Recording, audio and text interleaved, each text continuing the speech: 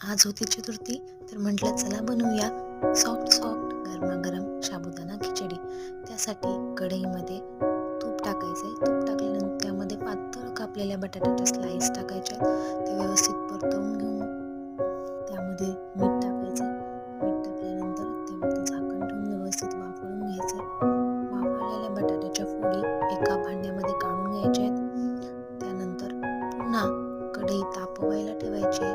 त्यामध्ये 2 चम्मच तूप टाकायचे. त्यामध्ये वाटलेल्या मिरच्या टाकायच्या. मिरची व्यवस्थित तळून झाल्यानंतर रात्रभर भिजत घातलेला साबुदाणा त्यामध्ये टाकायचा आहे. साबुदाणा टाकल्यानंतर ते व्यवस्थित मिक्स करून घेतल्यानंतर त्यावरती झाकण ठेवायचं आहे.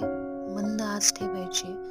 जोपर्यंत साबुदाणा ट्रान्सपरंट होत नाही तोपर्यंत वाफळून घ्यायचं आहे. त्यानंतरून त्यामध्ये भाजलेल्या शेंगदाण्याचा कूट टाकायचा आहे. कूट टाकल्यानंतर पुन्हा ते एकदा व्यवस्थित मिक्स करून घ्यायचे.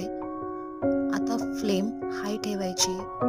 त्यामध्ये आपण बटाट्याच्या फोडी ज्या वाफळून ठेवल्या होत्या त्या टाकायच्या आणि हाय फ्लेमवरती पुन्हा मिक्स करून घ्यायचे.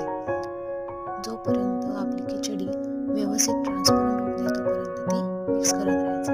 नंतर आपली तयार झालेली खिचडी लिंबासोबत आणि दह्यासोबत एन्जॉय करायचे.